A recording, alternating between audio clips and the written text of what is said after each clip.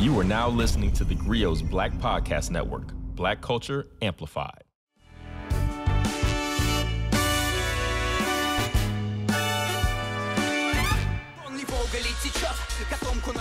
Hello, comrades.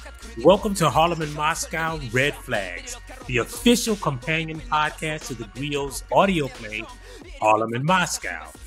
And you're listening to Oxymiron, apparently this Russia's hottest rapper. That's what they tell me.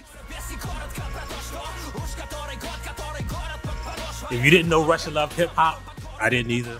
And you probably also didn't know that the Harlem Renaissance was a huge moment there, too. I am your host, Michael Harriot, host of theGrio Daily. Harlem and Moscow, the audio play, is based on the real-life trip that 22 Black Harlemites took to the Soviet Union at the heart of the Harlem Renaissance. Imagine being in Moscow in the 1930s. Imagine being in Moscow like in the 2020s. I've got the perfect guest to talk about why Soviet communism was so appealing to Black Americans that they left Harlem for a life in the USSR of all places. Let's start with someone who knows a lot about communism, labor, and Black people. Renowned academic, activist, historian, and Harlem native Robin D.G. Kelley, and the person who wrote Harlem and Moscow, playwright Alle Mims. We're talking about the red flags in episode 3 and 4. Hey, Michael. The group is living their best lives in Moscow. They've got more money than they know what to do with. While they're waiting to start filming the movie that they think will uplift the Black race and start a revolution back home in America, they find out that the script needs work. This is just the beginning, because the red flags keep coming. When the movie's German director Karl Junghans arrives, he basically complains that the group is not Black enough. The director's mad that the cast is too light-skinned, they can't sing spirituals the way he wants. He's looking for Mahalia Jackson, but they can't even hold a note. And Dorothy West won't dance on demand. It's a whole thing. And it gets real messy when the Soviets sends the group to an all-expenses-paid beach trip, only to cancel the movie while they're out having a good time. And as Henry Lee tells it, comrades, we've been screwed. Thanks for that recap. You know, one of the things, besides, I love, as a fan of the Harlem Renaissance, my heart always bursts whenever I hear someone use the term au fait. So, I was in love with this thing from the very beginning. But yeah, it's a good one. But one of the things that you do so well in this audio play is, expose the audience to the layered nuances of like communism. And it's a conversation that's going on now about caste, it's surrounding caste and social hierarchy and class and race, and how like those two things are juxtaposed and are different, even though a lot of times we like to kind of conflate the two things or the three things. And I wanted to ask Dr. Kelley. This play takes place during the Harlem Renaissance, and Marx and Engels write the Communist Manifesto right before the emancipation of enslaved people in the 1840s. And so, the idea of communism and it being a bad thing has always been closely tied to like an evil that is Black people's wokeness or desire for freedom. And can you kind of give us a timeline of where and how the communism became a thing in Black America and in America in general? The Communist Party officially started in 1919 and went through various iterations. And even then in 1919, there was a Black radical organization called the African Blood Brotherhood. Many of the members of the Communist Party came out of the African Blood Brotherhood. In other words, they didn't need the Communist Party to tell them to become Marxists or to become communists. They're already moving that direction. Harry Haywood, who's also one of the figures, who figures prominently in this trip, he also joined the Communist Party. He came out of the African Blood Brotherhood. And let me just add one more thing. Lovett Ford Whiteman, who actually co-authored that script, and in fact, he's African-American. He's from Texas. He had worked with Georgie Grebner and Carl Jungas. And some of the most offensive parts of the script were written by a Black man, Lovett Fort Whiteman. In fact, that story that you talk about in the play, which I thought was amazing, where he kind of imagines the son of a white employer dancing with a Black maid. That's from a short story that Lovett Fort Whiteman wrote. And he'd actually been living in the Soviet Union, and unfortunately, he dies there in the Gulag. So part of the attraction to the communists was tied to two different things, at least many things, but two things. One, having to do with the Scottsboro case, where 9 young Black men were railroaded, literally, into being prosecuted for raping 2 white women. That's a whole story we could talk about. And that was an international case, an international cause célèbre. And everyone in the Soviet Union knew about the Scottsboro boys. And then the other thing was, there was an attraction to the idea that a socialist country, Moscow in particular, which had Black members in the city council, that the Soviet Union represented a stance against racism in a way that the U.S. didn't.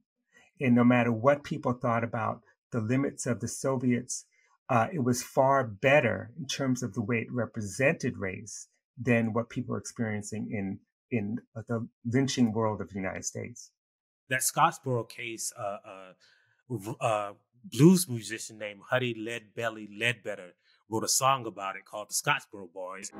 Woody, Alabama, and you better watch out. The landlord will get you gonna jump and shout. Scottsboro Boys, they can tell you what it's all about. And as far as we can tell, that is, in that recording, is the first time the phrase "stay woke" was used. So I made this little song about down there, so I advise everybody to be a little careful when they go along through that, but stay woke, keep their eyes open. So as the song is going off, he reminds people that, hey, if you're going through Alabama, stay woke. And that's like the first real instance that we have of people using that phrase. So, of course, white people think it was invented in 2015. Alle, one of the things that, you had to do is juxtapose that nuance of like this political ideology in theory, like what communism was and represented as a political ideology in theory, in the theory of Marx and Engels, and in the aspirational views of Black Americans, and what it was in reality, right? Like whether it could actually erase those class structures, and whether those, by erasing class structures, even if it could it erase the racial barriers that Black people face? And how did you do that? And which were the themes that you used to do that actually happening in the material, in the source material that you read, or did you take some liberties to show those things? I mean, all of the events that I write about actually happened. The main events of the trip, and also this incident that happens at the party with Carl Junghans, although it's not actually Carl Junghans, it's Eisenstein, a famous Russian film director at the time, is actually the one who tries to make Dorothy West dance at the party. But all the events really happened, although I might change who was in the room when they happened. And I think the way that this story really lends itself to that conversation of theory versus practice is that most of the people on this trip did not see themselves as working class, did not see themselves as the people who the Communist Party would necessarily be helping. I mean, Dorothy West especially is part of the upper echelon of the Black community. Her dad is a capitalist, and people kind of laughed at the fact that she wanted to go on this trip. They were like, why would you ever be interested in this? And I think even Langston Hughes tries to distance himself, especially when he's writing in retrospect about it, of, oh, well, we weren't really communists. We were just interested in the art of it. And I think it's a nice juxtaposition to a book like Hammer and Hoe, where these Black Southerners are living the material reality of oppression in a way that Northern Black people have sort of distanced themselves from. Langston Hughes is quoted as saying only one person on this trip was working class. And I just think that that's not true. I think that they were just saw themselves as being different. And so I think that that leads to a disconnect within themselves. And then there's also a disconnect with the party not really being abreast of American racial politics as well. And so I think for a lot of them, it's only theory. You know, they don't necessarily see how this is helping them, other than the fact that they are getting paid more than they've ever been paid in their life, other than the fact that they might have a chance to star in an internationally released film. That is how they see it. I'm not sure. I think there could definitely be some debate. I think that Louise Thompson obviously is a true believer in the politics, and she goes on to join the Communist Party. And obviously she's the big organizer of this. But I do think there is still debate today about, did Langston Hughes really believe in this, or was he just doing it for the check, you know? And so I think that part of it kind of writes itself, because especially later in life, especially after McCarthy, he is very much like, oh no, I was just doing it because I was being paid to do it. And so I think that part of the story was really interesting to me, because you see that today as well, with Black artists sort of, and just artists in general, separating themselves from the working class in a way that, to me, I don't think is very helpful. And I hope that we can teach people that we are all stronger together. And it's not just the people in the factory, in the fields, that could use this kind of politic. It is all of us. First of all, I appreciate the fact that you read Hammer and Hoe, my book on the Communist Party in Alabama. I think it's important that they made a choice to represent Alabama and the Black Alabama working class in this story, because, you know, part of what we have to do is get ourselves out of the 21st century, get ourselves, in other words, there's no Jay-Z in the 1930s. Okay, let's just take that off the table. 1930s is a little different time and place. And I really appreciate, Ali, the point you were making about to what extent were these participants working class or not. You know, it's not as if the communists didn't understand the importance of Black intellectuals. They didn't say that Black intellectuals were all working class, but they're also not the bourgeoisie. In other words, they don't own capital. And so we got to make that distinction, because many of the people who were part of the Bolshevik Bolshevik Revolution, who were part of the majority within what became the Soviet Communist Party, they were intellectuals who made a choice. It's what Amilcar Cabral called commit class suicide. They made a choice to stand with. And so Langston Hughes is someone who made a choice. He was never wealthy. He was always struggling. He actually began, he was one of the leaders of the League of Struggle of Negro Workers. He was involved with the American Negro Labor Congress. These are all organizations founded by the Communist Party. He was technically a member of the Communist Party going back to the 1920s, even if he wasn't a card-carrying member. His commitments were there. And so, of course, during the period of McCarthyism, he's trying to save his job, his livelihood. So he disavowed a lot of that stuff. And it's a beautiful book of letters between Langston Hughes, Louise Thompson Patterson, Matt Crawford, William L. Patterson. And so these are all stories told in letters. And those letters tell us a lot about the choices people make. So if we think about the 1930s, by 1932, the Communist Party is moving toward what would become the Popular Front. But what that means is that they're not necessarily only trying to reach laborers, industrial laborers or rural workers. They're trying to reach that Black elite or Black intellectual and Black artist class. And so for them, making art is a revolutionary act.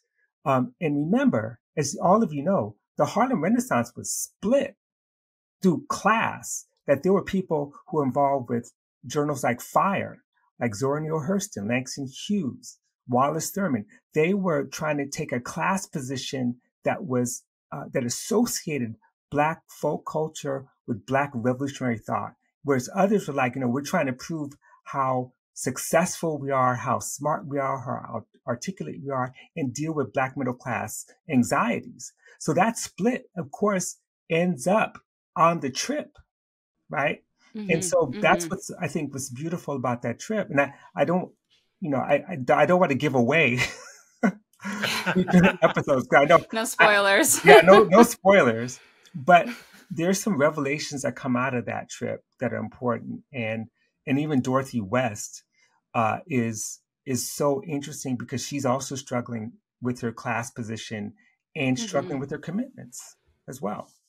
It's hard to depict an economic and a political, desire or a goal in a play, right? Like, without having these, long diatribes or monologues, right? So you make the choice to kind of assign like almost a political position or economic position to the characters to show this balance.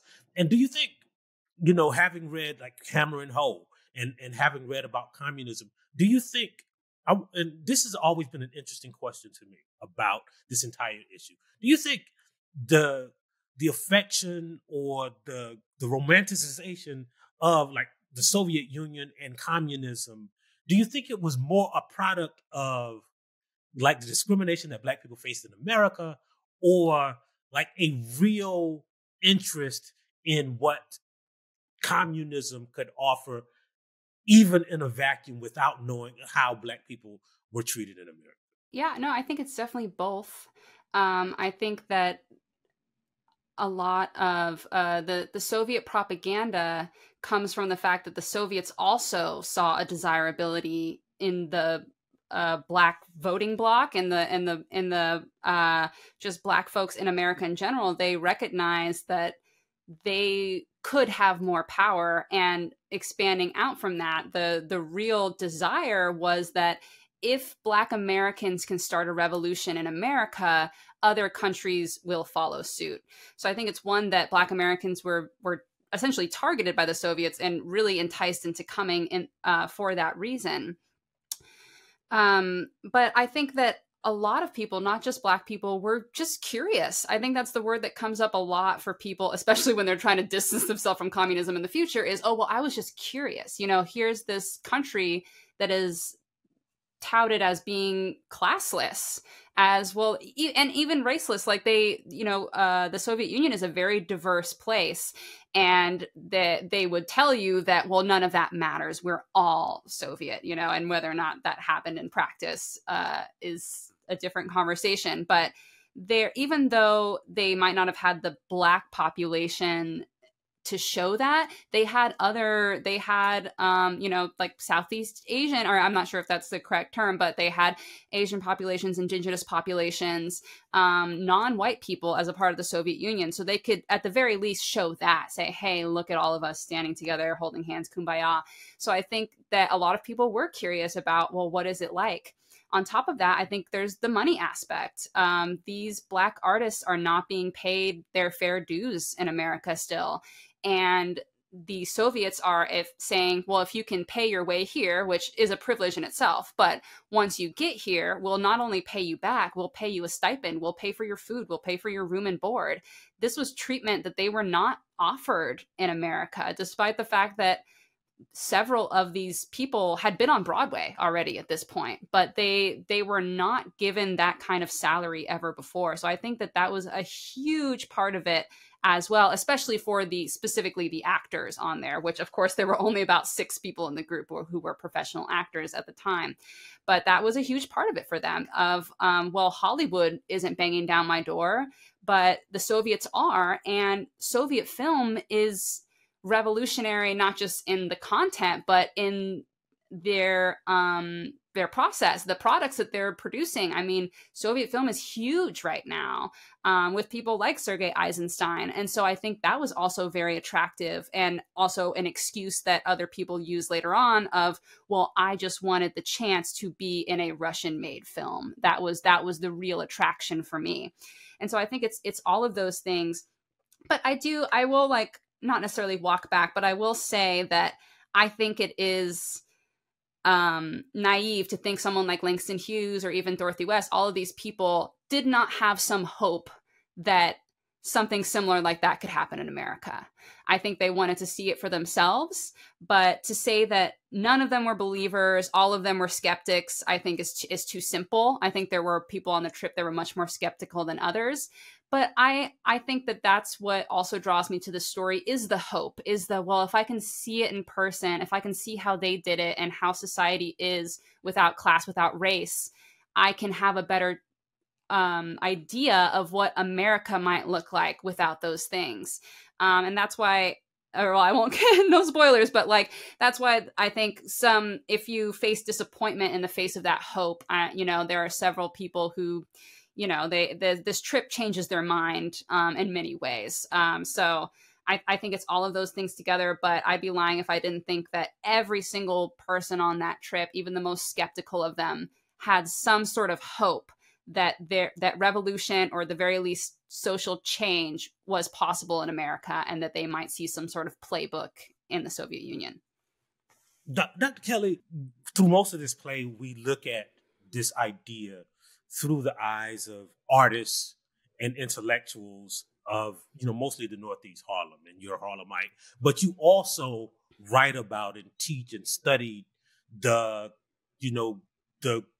Black workers in Alabama and Black farmers, and how like this kind of revolution was forming in a different way, in these areas, in the areas that, there's only one Harlem, right? Where there were a million rural places and Black farmers and Black workers all over the country. So I wanted you to talk about how this idea and this revolutionary addressing of class structures was taking place in places that weren't Harlem, and that places where, for lack of a better word, the regular Black people live. No, it's a great question. And one of the big myths is that Black people were duped by the Communist Party. In the case of Alabama, when Black people knew a Communist Party existed, they were, from the rural areas, from places like Tallapoosa County, Alabama, they were writing letters trying to write Moscow saying, send some communists to us because we need to build a movement. And not only that, but they actually studied, people couldn't read or write. They would listen, especially to girls who had a little bit more education. They would read, under a tree, articles from the Daily Worker, the Communist Party press, or the Negro Worker. They would sometimes share ideas about Lenin and Marx. In fact, there were African-American workers who came from the South who went to Moscow and studied there, like Hosea Hudson, and others, and spent some time there. In fact, some of them, again, couldn't read or write, but left the Soviet Union having learned how to read and write. That's an enormous thing. And so part of what I write about is the belief in internationalism, that people are actually both drawing on the Bible, right, which is the document of revolution for them, and drawing on Lenin, what is to be done. And they're reading this and they're talking about it. And then they're building a movement. The Sharecroppers Union, led by the Communist Party, had 15,000 members. These are black sharecroppers, and then the steel workers. In fact, in 1931, the Communist Party in Birmingham was bigger than the NAACP, and they weren't stupid. They knew exactly what they were doing. And they were involved in shootouts with the police, like I'm not making it up. It's right there. But we don't actually talk about that as much because the assumption is that it's the North where Black, more educated people become communists, and that's not necessarily the case. The South has always been radical, going back to Reconstruction. And so part of what happened was people remembered the Reconstruction when they heard that there's this movement up north coming south to build revolution. They're like, oh yeah, I remember them. They're the Yankees. They're coming back. but we're going to build with them. And so the boldness, the courage was incredible. And one last thing I should say is that the idea of internationalism meant that they're not alone, they're not isolated. And so I interviewed somebody, Lyndon Johnson. I'm never forget him. I'm sitting in his shack. It's a shack. The roof is caving in. He's got a picture of Jesus, Martin Luther King, on his wall, and he's got a copy of Lenin's "What Is to Be Done" on his dresser. And he says he's explaining to me like how they won the sharecroppers union strike in 1935. And he says he pulls out Lenin's "To Be Done." He says theory, and then he pulls out a box of shotgun shells, and he says practice. Theory and practice. That's how we did it. And so he told me, he says, look, we weren't worried because we knew that if anything happened to us, that Stalin would send ships to Mobile, Alabama. In those ships, they'd have like trucks, and each truck would have 7 men. And of course, 7 is a magic number for us, right? You know that in our culture, 7 means a lot. 7 men, and each man would go and kill a landlord if they mess with us. That's what he believed. And so that sense of solidarity was something that you don't get in sort of formal Black organizations that are just national. And it was a myth, but it doesn't matter, myth or not. That was the vision of a world revolution. Right. And I always think about it, in reading Hammer and Hoe, it made me think that the Southern movement in the Communist Party was almost like they found something that addressed their needs rather than vice versa. And that's why it was so popular in places like Alabama and among sharecroppers. Well, I want to thank both of you for sitting down and talk to us about this episode. We could go on for hours about not only this episode, but this story, this time. I could talk for days about the Harlem Renaissance and economic theory. So I'd like to thank my guests, Robin D.G. Kelley and Alle Mims. Check out the audio play Harlem and Moscow wherever you listen to podcasts, and make sure you watch or listen to the companion podcast Harlem and Moscow Red Flags, where you hear great guests like Robin and Alle break it all down. Give us a 5-star review and tell everyone about this important historical production from the CPUSA Black Podcast Network. We'll see you next time, and thank you for joining us.